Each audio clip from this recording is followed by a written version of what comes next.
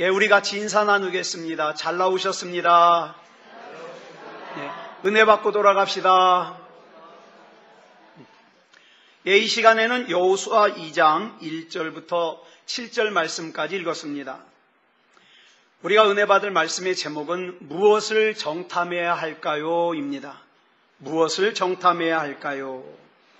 오늘 본문 말씀을 보면 출애굽을 한 이스라엘 백성들이 이제 40년 동안의 광야 생활을 마무리하고 가나안에 들어가기 위해서 요단강 앞에 섰습니다. 근데 이 가나안을 앞에 두고 모세가 죽는 바람에, 왜냐하면 이스라엘 백성은 이제까지 모세만 바라보고 왔거든요. 그 모세가 죽는 바람에 이스라엘의 지도자가 모세에서 여호수아로 바뀌었습니다. 예상 밖의 일이 펼쳐진 거죠. 그래서 여호수아가 모세의 뒤를 이어서 이스라엘의 지도자가 된 후에 첫 번째 한 일이 뭐냐? 오늘 본문에 소개하고 있는데 그 사역은 뭐냐면 가나안으로 들어가는 입구에 있는 초롱성인 여리고성에 정탐꾼을 보내는 일이었습니다. 그런데 이스라엘이 이 정탐꾼을 보내는 일과 관련해서 이스라엘에게는 아픔이 있었습니다. 어떤 아픔이냐? 이때로부터 38년 전인, 그러니까 모세의 인도로 출애굽을 한 지 약 2년 정도 되었을 때 이스라엘 백성에게 가나안에 들어갈 기회가 생겼습니다. 당시 가데스 바네아 앞에 진을 치고 있는데 이스라엘 백성에게 하나님께서 가나안으로 들어가는 길을 활짝 열어주면서 믿음으로 들어가라는 거예요. 이스라엘 백성은 아무리 논리적으로 생각해도 자기가 거기 들어갈 수가 없어요. 힘도 약하죠. 무기도 없죠. 들어갈 수가 없어요. 불가능해요. 근데 하나님이 들어가래요. 여러분, 이런 말씀 드렸습니다. 하나님께서 우리에게 주시고자 하시는 좋은 것들은 다 어디에 담아주신다고요? 믿음이라고 하는 그릇에 담아주십니다. 구원도 마찬가지예요. 하나님의 복도 마찬가지예요. 여러분, 내가 착하면 거기에 담아주신다? 아니요. 내가 신앙생활을 오래 하면 거기 담아주신다? 천만에요. 내가 성경 지식을 많이 가지고 있으면 거기에 담아주신다? 아니요. 내가 직분이 목사고 권사하면 담아주신다? 절대 그렇지 않습니다. 어디에 담아주시냐? 믿음이라고 하는 그릇이 준비되어야 담아주십니다. 믿음이라는 그릇. 그 하나님께서 이스라엘 백성에게 가나안 땅을 보여주시면서 믿음으로 들어가라는 거예요. 믿음으로. 그런데 논리적인 것을 좋아하고 납득시켜주는 것만 순종하는 사람은 순종할 수가 없어요. 왜? 논리적으로 안 맞거든요. 그런데 가나안을 눈으로 바라본 모세는 흥분했습니다. 흥분한 모세가 신명기 1장 21절에서 이렇게 외쳤습니다. 같이 읽겠습니다. 시작. 너희의 하나님 여호와께서 이 땅을 너희 앞에 두셨은즉 너희 조상의 하나님 여호와께서 너희에게 이르신 대로 올라가서 차지하라. 두려워하지 말라. 주저하지 말라 한즉. 그런데 이스라엘 백성들 중에 자기가 꽤 똑똑하다고 생각하는 사람들이 있었어요. 그래서 그런 사람들이 모세에게 자기 의견을 제시합니다. 모세 목사님, 저 앞에 있는 저 가나안 땅, 저 땅이 하나님께서 우리에게 약속하신 땅이라는 거 저도 잘 압니다. 그래서 우리가 거기 들어갈 걸 믿습니다. 그렇지만 우리가 어느 길로 어떻게 가야 될지 그거 알아야 되지 않겠습니까? 그러니까 그것을 위해서 정탐꾼을 먼저 보내서 그 정탐꾼이 먼저 가나안 땅을 정탐하는 것이 옳습니다. 이렇게 얘기를 해요. 즉 이런 말이에요. 믿음으로 들어가는 것도 좋아요. 믿음으로 좋습니다. 그런데 아무런 대책도 없이 맹목적인 믿음으로 들어가기보다는 무엇인가 우리도 좀 관찰을 하고 대책 좀 세우고 그러고 들어가는 것이 더 낫지 않겠습니까? 그 뜻이에요. 이렇게 하나님의 말씀에 대한 순종보다는 자기의 대책을 더 중요하게 여기는 사람들이 이스라엘에 있었습니다. 자, 그러면 여러분들에게 이런 질문 드려보고 싶어요. 여러분은 성경을 보면서 이스라엘 백성들이 홍해를 건넌 것이 하나님의 대책이었습니까? 이스라엘 자신들의 대책이었습니까? 광야 생활을 할 때에 낮에는 구름 기둥으로 태양을 가려서 뜨겁지 않게 하고 밤에는 불 기둥으로 춥지 않게 인도하신 것이 하나님의 대책이었습니까? 이스라엘 자기의 대책이었습니까? 강력한 아말렉이 이스라엘 백성이 지나가지 못하게 가로막았을 때에 그 아말렉을 물리쳐서 이길 수 있었던 것은 하나님의 대책이었습니까? 이스라엘 자신들의 대책이었습니까? 이 답을 안다면 지금 내 앞에 있는 가나안도 정탐꾼을 보내서 내가 대책을 세워서 들어가야 되겠습니까? 아니면 하나님께서 나를 지켜주셨던 것처럼 지금까지 나를 지키시고 인도하셨던 것처럼 하나님의 대책으로 지켜주실 걸 믿고 믿음으로 나아가겠습니까? 그런데요, 솔직하게 말해서 저를 비롯해서, 저를 포함해서 저와 여러분들의 거의 대부분이 하나님을 믿는다고 하지만 뭘 요구합니까? 눈에 보이는 확실한 대책을 요구합니다.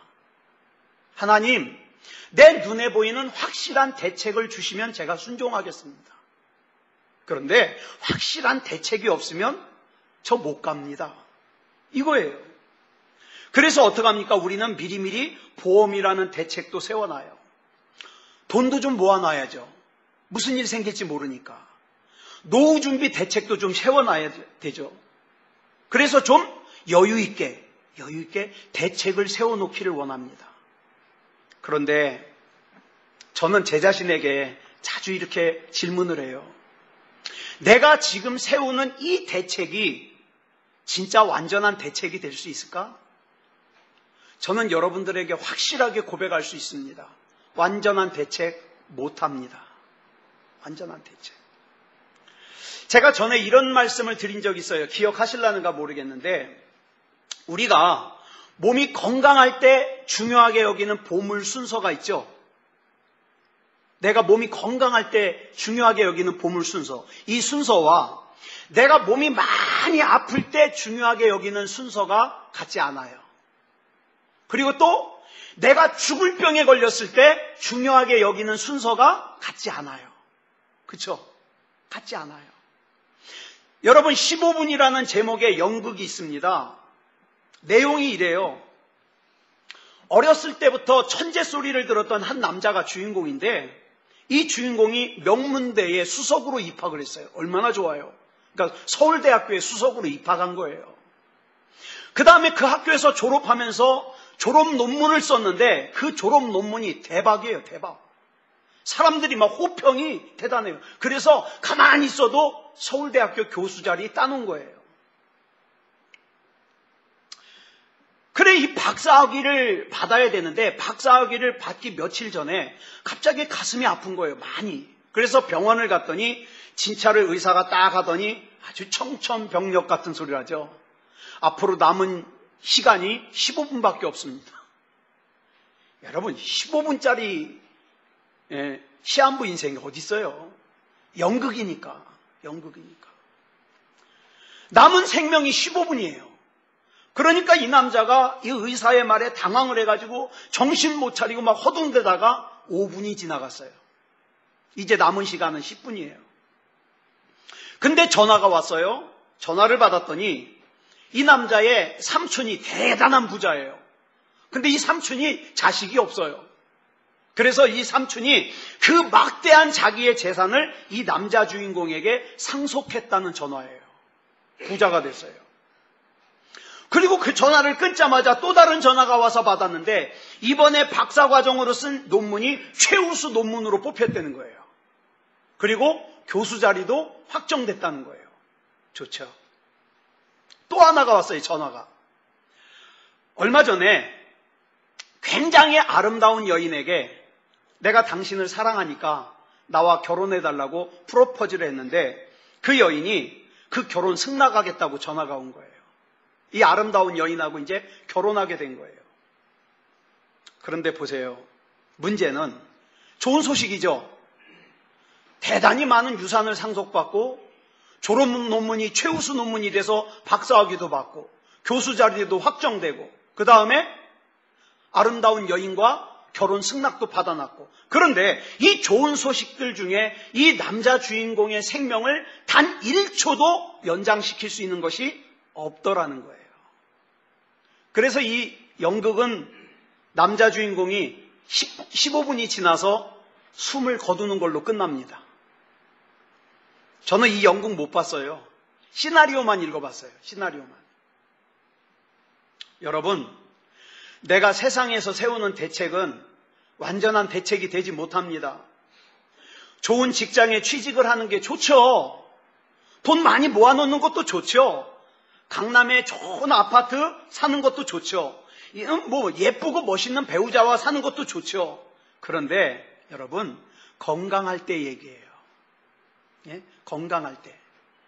뇌출혈이나 심장병이나 말기암 환자들에게는 이런 것이 더 이상 행복이 되지 못합니다. 더군다나 불치병으로 죽음을 앞둔 시한부 인생에게는 더더욱 이런 것들은 아무짝에 쓸모없는 것들이 되는 거예요. 제가 아주 우스운 기사를 한번 봤어요. 미국에서 실제로 지구에 종말이 오면 들어가서 살겠다고 지하 100m 밑에다가 아파트를 져놨대요.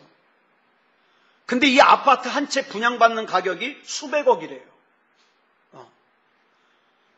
여러분 한번 생각해 보세요. 지구에 종말이 오면 그냥 다른 사람들 세상 떠날 때 같이 가는 게 행복할까요? 아니면은 그 땅 지하 100m에 가서 아둥바둥 사는 게 더 행복할까요? 저는 공상하기를 참 좋아하는데 이런 것도 한번 생각해 봤어요. 우리나라에 옛날 6.25 때처럼 전쟁이 또 터지면 저 마트 가서 초코파이랑 라면이랑 잔뜩 사다 놓고 그거 저장해 놓고 그거 먹으면서 연명하는 게 행복할까요? 아니면은 첫 번째로 날아오는 미사일 맞고서 그냥 하늘나라 가는 게 행복할까요? 전 그런 생각도 해봤어요. 참 인간의 대책이라는 게 그래요. 우리 생각에는 우리 솔직하게 한번 생각해 보자고요. 아무것도 없어서 나는 하나님이 아니면 안 되는 인생을 살기보다는 뭐가 더 좋아요? 그래도 뭔가를 내가 좀 많이 가지고 있어서 굳이 하나님이 아니어도 돼. 내가 그냥 주일날은 가서 예배 드려줄 테니까 평상시에는 굳이 하나님이 아니어도 돼. 왜? 나는 돈도 있고 직장도 있고 실력도 있고 가족도 있으니까 그냥 교회 주일날 왔다 갔다 하면서 그냥 내 생활 살고 싶은 그런 삶을 원하십니까? 보통 사람들은 후자를 원해요. 그냥 아무것도 없어서 나는 하나님이 아니면 안 돼요 그러면서 하나님 앞에 애걸복걸하는 그런 삶을 살기 싫어해요. 자, 이스라엘 백성들이 모세에게 정탐꾼을 보내자고 했어요. 그래서 모세는 하나님께서 원하시는 바는 아니었지만 각 지파에서 한 사람씩 뽑아가지고 12명을 정탐꾼으로 보내가지고 40일 동안 가나안을 정탐했습니다.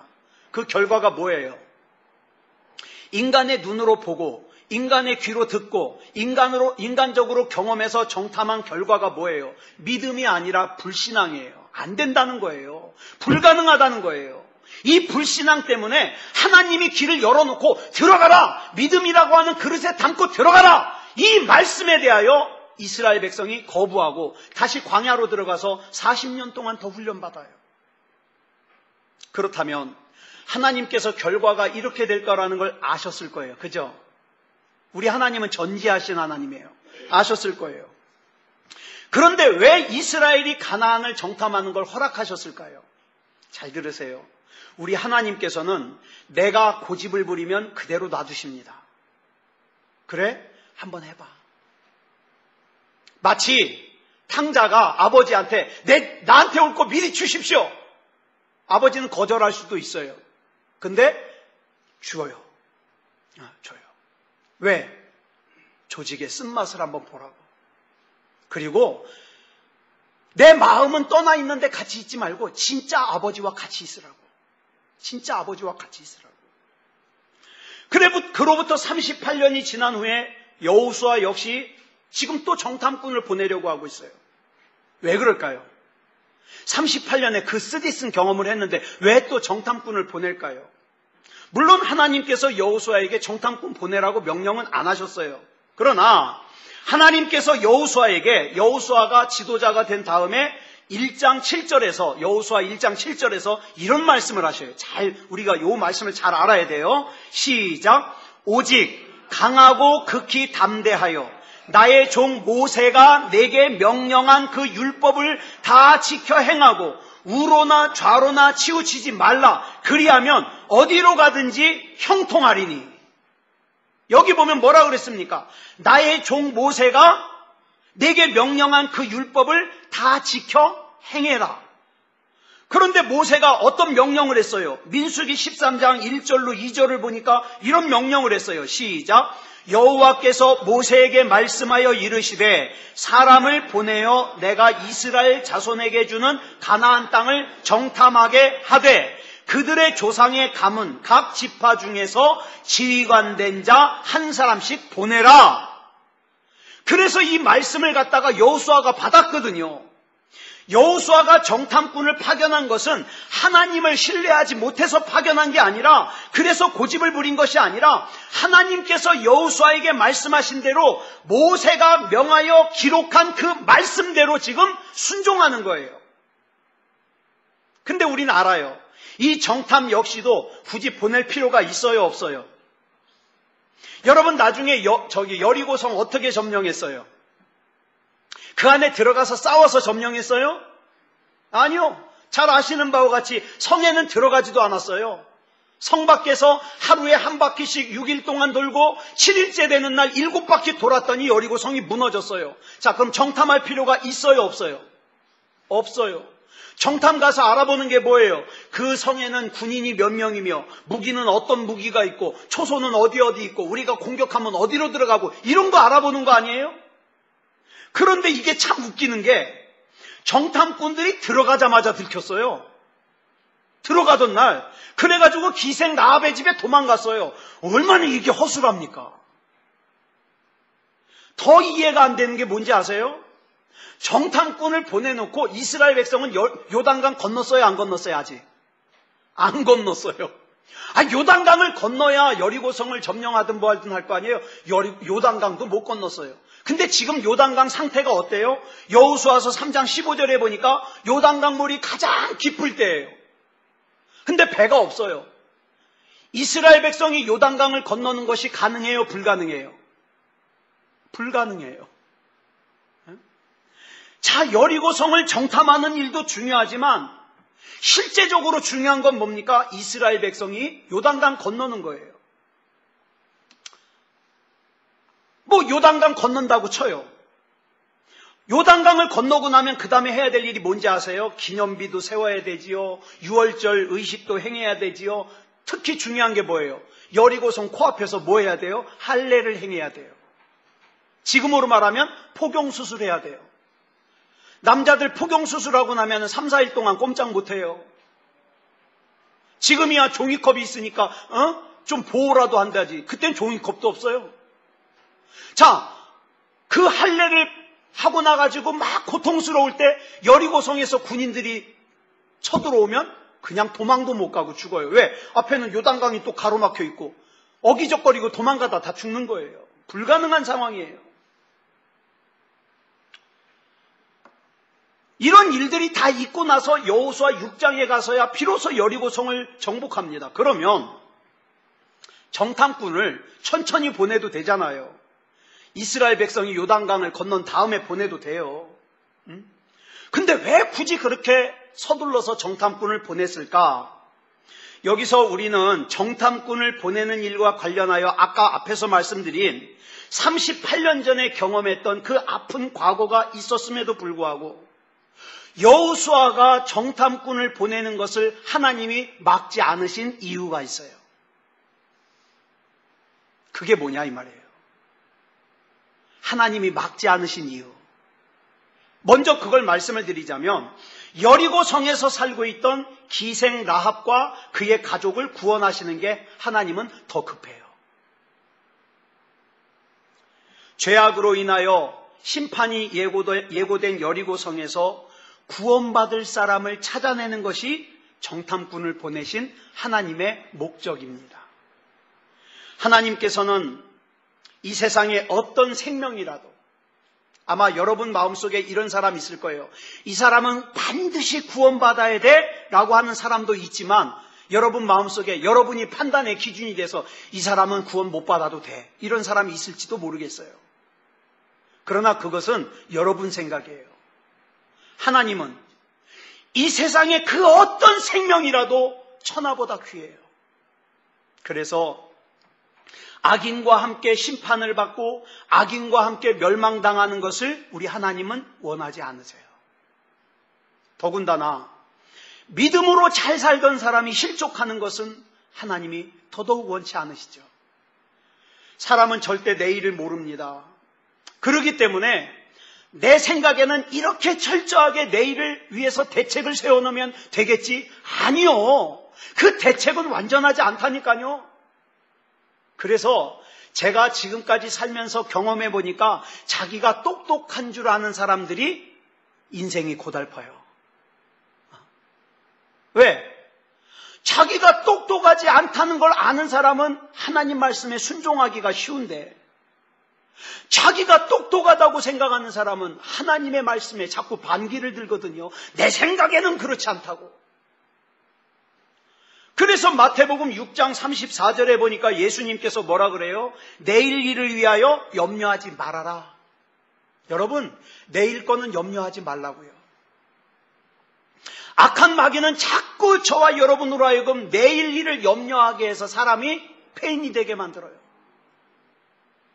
어저께도 우리는 연예인 전미선이라는 분이 호텔에서 죽은 채 발견됐다고 기사를 다 알죠. 저는 그 전미선 씨 좋아해요. 이쁘잖아요. 나이는 52살이지만 이뻐요. 특히 그분은 제가 제일 좋아하는 드라마 왕건에서 왕건의 와이프기 때문에 전 더 좋아해요. 근데 불행한 인생을 마쳤어요. 그쵸? 왜요? 자꾸 내일을 염려하는 거예요. 악한 마귀가 한번 꼬투리를 잡으면 놓아주질 않아요. 이러다가 내일 내 인생이 잘못되면 어떡하지? 이러다가 내일 내가 병들면 어떡하지? 이러다가 내 노후에 생활비가 없으면 어떡하지? 이러다가 내 노후에 치매가 오면 어떡하지? 우리 애는 앞으로 이 세상을 어떻게 살지? 맨 내일 걱정, 내일 걱정. 우리는 연약하기 때문에 염려가 없을 수는 없어요. 염려가 있어요. 그렇지만 그 염려에 끌려가는 것은 우리 하나님이 원하지 않으십니다. 믿음으로 사는 사람들은 바보이기 때문에 믿음으로 사는 게 아니에요.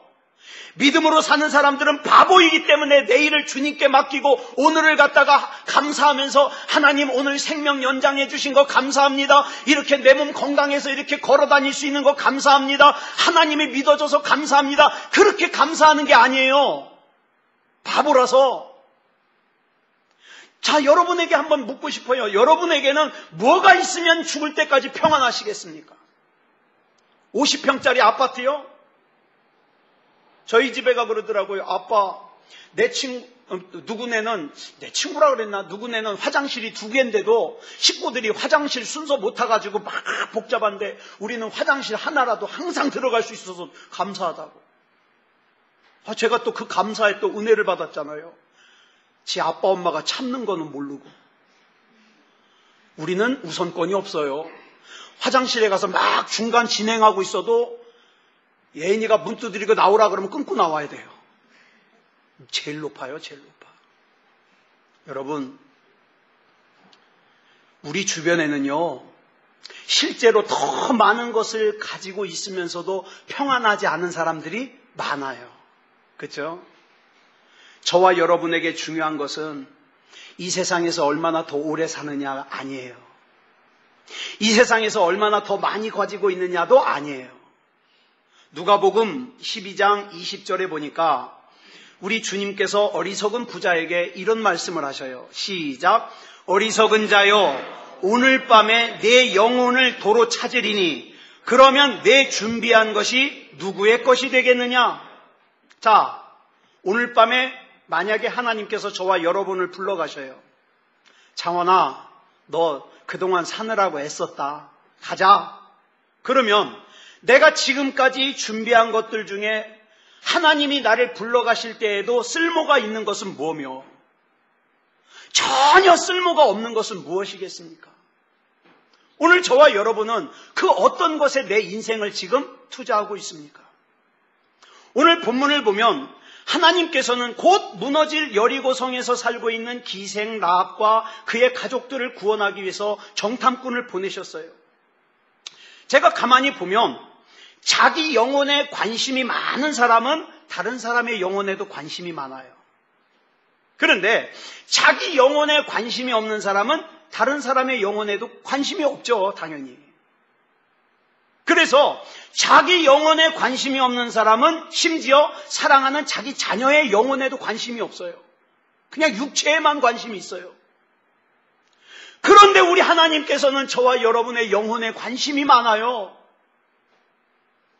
그래서 그렇게도 가기 싫어한다는 요나를 갖다가 억지로 변화시켜서 니느웨로 보내셔서 니느웨 사람들을 회개시켰습니다. 그래서 하나님께서는 아브라함으로 하여금 소돔과 고모라 사람들을 위해서 중보기도하게 하잖아요.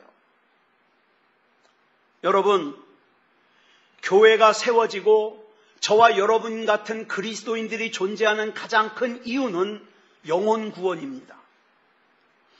하나님께서 사람의 몸을 입고 이 세상에 오신 이유, 영혼 구원입니다.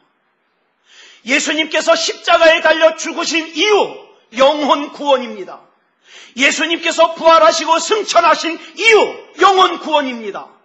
그 예수님께서 다시 재림하셔서 오셔야 되는, 반드시 오셔야 되는 이유, 영혼 구원입니다. 이 영혼 구원이 빠져버리면, 저와 여러분이 예배드리는 이 예배가 침묵회가 돼버리면 더 이상 교회가 아니에요. 놀랍게도 본문에서 여호수아가 이스라엘의 지도자가 된 후 첫 번째로 한 일이 뭐냐? 정탐꾼을 보내는 일이에요. 정탐꾼. 여러분, 오늘 저와 여러분이 살고 있는 이 세상에는요, 길거리 나가서 전도지 돌려가지고는 전도 절대 안 됩니다. 그럼 어떡할까요? 저와 여러분 주변을 정탐하세요. 어디 가면 돈을 더 많이 벌까? 어디 가면 편안할까? 이거 정탐하지 말고 누구의 영혼이 지금 죽어가고 있는가? 내 친구 누구에게 예수님을 전할까? 이거 정탐하자고요. 물론 그 많은 이스라엘 백성이 요단강을 건너야 되는 불가능한 문제가 지금 앞에 있어요. 지금 저와 여러분 앞에는 불가능한 문제가 있어요. 그죠? 정말 간절하게 원하는데 불가능한 문제가 있어요. 요단강을 건너고 나면 여리고성 코앞에서 어떻게 해요? 유월절 절기도 지켜야 되죠. 할례도 행해야 되죠. 요단강을 건너가는 일은 불가능한 일이에요. 여리고성 코앞에서 할례를 받는 일은 굉장히 위험한 일이에요. 목숨 거는 일이에요. 여러분, 저와 여러분이 살아가는 인생은 무엇 하나 진짜 쉬운 게 없어요. 어렵고 외롭고 그런 일이에요. 그러나 하나님께서 그 모든 일들 가운데 가장 우선적으로 급한 일이 뭐냐? 여리고성에 살고 있는 기생 라합과 그의 가족들의 영혼을 구원하는 일이에요. 중요한 게 뭔지 아십니까? 그 중요한 영혼 구원에 집중을 했더니 요단강도 건너요. 유월절도 지나요. 할례를 받을 때에도 여리고성에서 못 쳐들어와요. 왜? 잘 들으세요. 내 인생을 내가 책임지고 내 맘대로 살면 내가 다 책임져야 되지만 세상 사람들이 바라볼 때 미련해 보이고 어리석어 보일지라도 내가 하나님의 말씀 붙잡고 하나님의 말씀대로 순종하면 하나님이 책임지는 인생이 된다 이 말이에요. 그러면 가나안 정복하는 거예요. 이렇게 영혼 구원을 위하여 포기하지 않는 하나님의 사랑이 오늘 지금 현재 저와 여러분을 구원받게 하셨습니다. 자, 본문 1절 보겠습니다. 시작. 눈의 아들 여호수아가 시딤에서 두 사람을 정탐꾼으로 보내며 이르되 가서 그 땅과 여리고를 엿보라 하매 그들이 가서 라합이라 하는 기생의 집에 들어가 거기서 유숙하더니 지금 무슨 상황이냐면 아직 이스라엘의 지도자인 여호수아도 여리고성을 어떻게 정복해야 될지 몰라요. 방법이 없어요. 정탐꾼을 보냈는데 이 어설픈 정탐꾼들이 들어가자마자 들켜요. 그래가지고 당황해가지고 도망을 쳤는데 어디로 들어갔냐? 창녀촌으로 도망갔어요. 기생 라합의 집으로. 왜 기생 라합의 집으로 도망갔냐? 이 기생의 집은요, 누가 들어가도 거절 안 해요. 그죠? 누가 들어가도 거절 안 하고, 또 낯선 사람이 들어가도 옆에서 이상한 사람 들어갔다고 의심해요, 안 해요? 안 해요. 거기는 원래 그런 사람들이 들어가는 데니까. 근데 잘 보세요. 이 정탐꾼들이 자기가 살기 위해서 기생 라합의 집에 도망쳐 들어갔는데, 들어가서 보니까 거기에 구원받아야 될 영혼들이 있더라. 그죠? 그래서 사람의 눈에 보기에는 내가 피해서 들어간 것 같지만 사실은 하나님이 인도하신 거예요.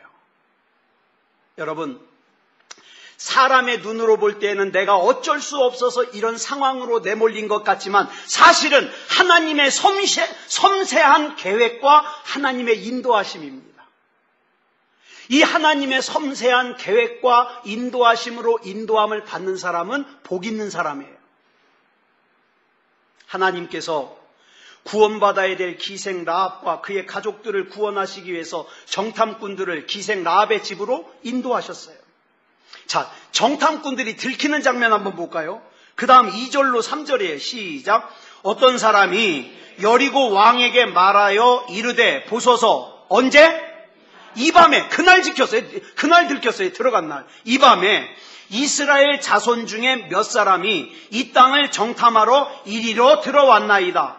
여리고 왕이 라합에게 사람을 보내어 이르되 내게로 와서 내 집에 들어간 그 사람들을 끌어내라. 그들은 이 온 땅을 정탐하러 왔느니라. 보세요. 얼마나 어설픈지 들어간 날 들켰고 몇 명이 들어갔는지도 들켰고 어디로 갔는지도 들켰어요. 뭐 이런 공개적인 스파이가 다 있어요. 그런데 제가 이 말씀을 보다가 느끼는 게 뭔지 아세요? 이게 나다. 나는 참 어설프고 실수도 많고 그렇지만 중요한 게 있어요. 그게 뭐냐? 그 모든 어설프지만 그 모든 과정 가운데 하나님이 계시냐 이 말이에요. 지금 저와 여러분이 계획하고 저와 여러분이 살고 있는 그 계획과 인생 가운데 그것이 여러분의 생각입니까? 하나님의 계획입니까? 이게 중요해요. 정탐꾼들이 하나님의 인도하심으로 여리고성에 들어갔지만 거기에는 누가 있어요? 고발하는 사람도 있어요. 체포하려고 하는 사람도 있어요.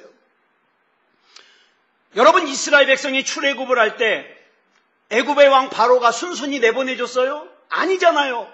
10가지 재앙을 겪은 후에 이스라엘 백성을 놓아줬는데 그것도 모자라가지고 어떻게 해요? 조금 뒤에 후회하고서 군인들을 보내요. 다시 잡아오라고.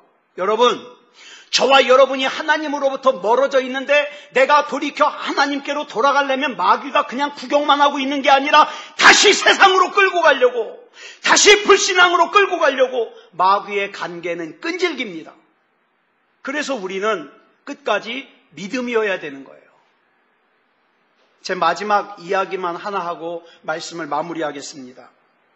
인도의 어느 마을에서 실제로 일어났던 이야기예요. 우리 반주 준비해 주시고요. 순교자의 이야기예요. 인도의 한 마을에서 한 가족이 예수님을 믿게 됐어요. 가족이. 이 일로 인하여서 이 온 마을 사람들이 동요하기 시작했습니다. 예수 믿는 것들이 우리 마을에 하나라도 있으면 우리가 저주받는다. 그 마을 촌장을 갖다가 중심으로 해서 온 마을 사람들이 그 집 앞에 몰려왔어요. 그리고 그 촌장이 그 남자에게 말합니다. 만약 너와 너의 가족이 예수 믿는 거 부인하지 않으면, 예수 믿는 거 포기하지 않으면 너희 오늘 다 죽일 거다. 이 순간 이 남자는 뭐라고 말해야 될지, 어떻게 해야 될지를 몰라요. 무서워요. 그때 이 남자의 머릿속에 한 노래 가사가 떠오르기 시작했어요. 그 노래는 저와 여러분이 잘 아는 찬양이에요. 이 사람이 내가 이제 하나님을 믿고 하나님 앞에 내 인생을 드리기로 결심했을 때 작곡한 찬양이에요. 그는 마을 사람들 앞에서 자기를 죽이겠다고 으름장 먹는 마을 사람들 앞에서 이 노래를 부르기 시작했어요. 같이 부르겠습니다. 시작. 주님 뜻대로 살기로 했네. 주님 뜻대로 살기로 했네. 주님 뜻대로 살기로 했네. 뒤돌아서지 않겠네. 이 찬양을 부르고 났더니 그 마을 사람들이 이 남자의 가족들 중에서 자녀들을 앞에다 끌어다가 죽였어요. 마을 사람들이 또다시 이렇게 얘기합니다. 이번에는 이 남자의 아내를 앞에다가 세워놓고 다시는 안 믿겠다고 말만 해라. 그러면 살려주겠다. 그런데 만약에 끝까지 고집을 부리면 네 아내를 네 앞에서 죽이겠다. 그랬더니 이 남자가 다시 찬양을 부르기 시작합니다. 이 세상 사람 날 몰라줘. 이 세상 사람 날 몰라줘도 이 세상 사람 날 몰라줘도 뒤돌아서지 않겠네. 마침내 이 남자의 아내도 그의 앞에서 끔찍하게 죽음을 당했습니다. 이제 마지막 선택이 남았습니다. 마을 사람들은 너 끝까지 고집을 부리면 너도 죽일 거야. 하지만 다시는 믿지 않겠다고 말만이라도 하면 살려줄게. 그랬더니 이 남자가 또 이렇게 찬양을 합니다. 세상 등지고 십자가 보네. 세상 등지고 십자가 보네. 세상 등지고 십자가 보네. 뒤돌아서지 않겠네. 결국에 이 남자도 그 자리에서 비참하게 죽었습니다. 이 남자와 이 남자의 가족들이 그날 목숨을 잃었는데 그날 이후로 놀라운 일이 일어나기 시작했어요. 그 마을에 그 가족들의 죽음을 앞에서 지켜본 이 촌장의 마음속에 믿음의 씨앗이 심겨졌습니다. 그래서 이 씨앗이 자라서 결국에는 이 촌장이 마을 사람들을 모아놓고 이렇게 얘기를 합니다. 여러분, 나는 이제부터 예수 믿기로 결정했습니다. 그때 우리가 죽였던 그 가족들처럼 여러분이 저를 죽여도 저는 예수 믿기로 결정했습니다. 그런데 놀라운 일이 생겼어요.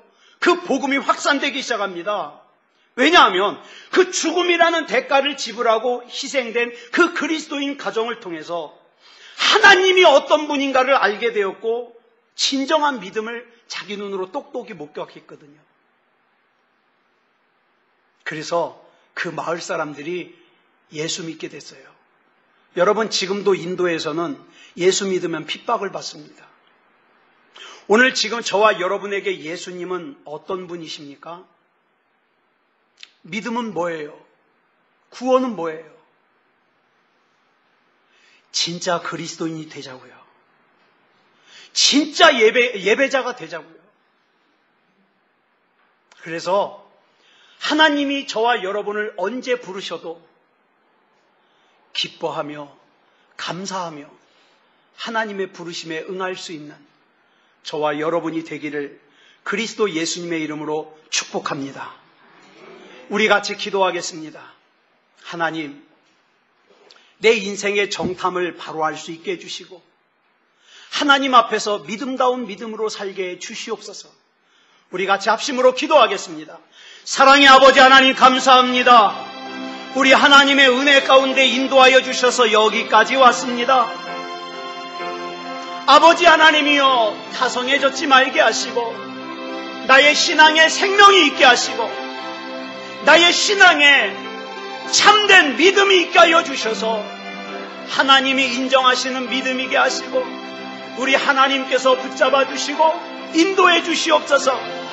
아버지 하나님이여, 세상 바라보면서 세상에 허물어지지 말게 하여 주시고 온전히 하나님 바라보고 나갈 수 있는 믿음다운 믿음이게 하여 주시옵소서.